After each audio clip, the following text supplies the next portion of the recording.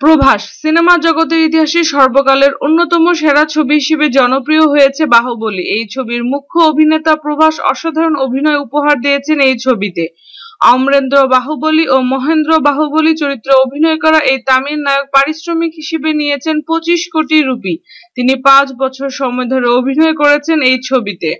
আনুশকা শেঠি দেবসেনা চরিত্রে অসাধারণ আকর্ষণীয় অভিনয় করা আনুশকা শেঠি পারিশ্রমিক হিসেবে নিয়েছেন 5 কোটি রুপি।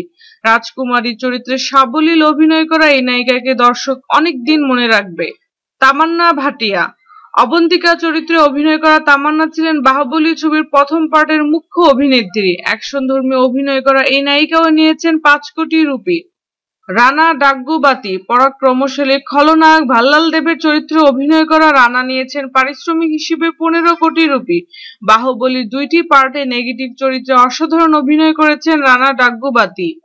রামায়া কৃষ্ণান রাজমাতা শিবগামী চরিত্রে সাহসী ও শক্তিমান অভিনয় করা রামায়া কৃষ্ণান বাহুবলী ছবিতে অসাধারণ অভিনয়ের জন্য পারিশ্রমিক হিসেবে নিয়েছেন 2.5 কোটি রুপি। সত্যরাজ কাটাপ্পা চরিত্রটি হলো বাহুবলী ছবির প্রাণ। সত্যনিষ্ঠ অনুগামী বাহুবলীর একান্ত কাছের মানুষের চরিত্রে অভিনয় করা সত্যরাজ তার শক্তিশালী অভিনয়ের জন্য পারিশ্রমিক হিসেবে নিয়েছেন 2 কোটি রুপি।